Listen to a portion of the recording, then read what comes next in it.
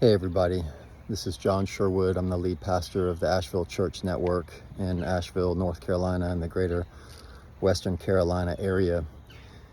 Obviously, you guys, I'm sure, are aware of the disaster and carnage that has happened in our area from Hurricane Helene. I wanted to give you guys an update as I was able to evacuate, and I'm in Raleigh, North Carolina, currently headed back over to Charlotte soon. And so I have stable cell connection now. But we are just wanting to give you guys an update on what's going on and how you can help. I know I've been inundated over the last 48 hours with people who are just so ready to help and want to give. And, unfortunately right now at this time, we don't have a lot of easy answers for you.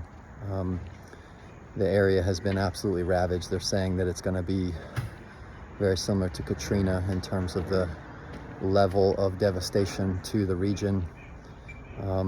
I was without power and water and signal for 4 days before I was able to evacuate. There's no gas. Gas lines are violent and hostile. There's looting.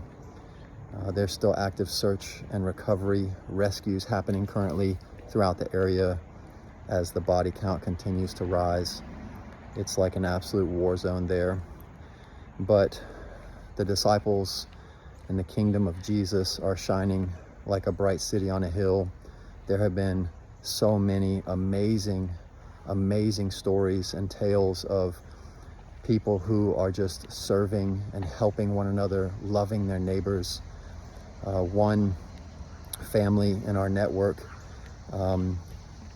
after immediately getting all of the trees and debris cleared in their neighborhood with their neighbors, they held a worship service, and the entire neighborhood came. People who didn't believe in Jesus, people from every denominational stripe, Catholics, Mormons, Jehovah's Witnesses, Seventh-day Adventists, Baptists, and everybody was singing to Jesus and praising him and thanking God. And it's just so beautiful to see how even in the midst of tragedy, even in the midst of such dark circumstances, we can see the Imago Dei in humanity, that image-bearing part of God in us, where we love our neighbors as we love ourselves. Me and my family are safe. Everyone in our church network is accounted for and safe, and we're very grateful for that. We have some people who have lost everything. We are actively working with other organizations like Hope and other local organizations and churches to bring in supplies, to distribute those supplies. Right now, basic needs are really scarce. We just are so grateful for everybody out there that wants to give, that wants to serve, that has a heart to help.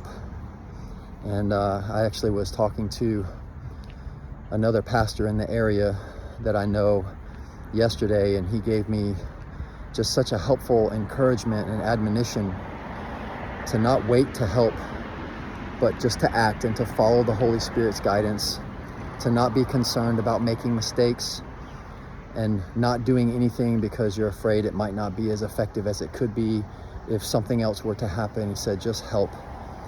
And I was so appreciative of that, because that's what I've been trying to do. And we're going to be headed back to closer to the region so we can start trying to shuttle supplies in and out.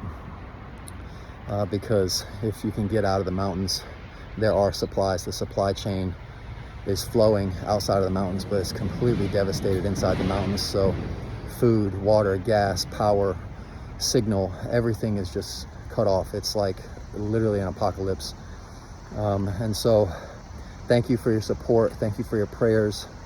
I've set up a GoFundMe, as well as our church fund can be given to help support us. This is going to be a long road to recovery.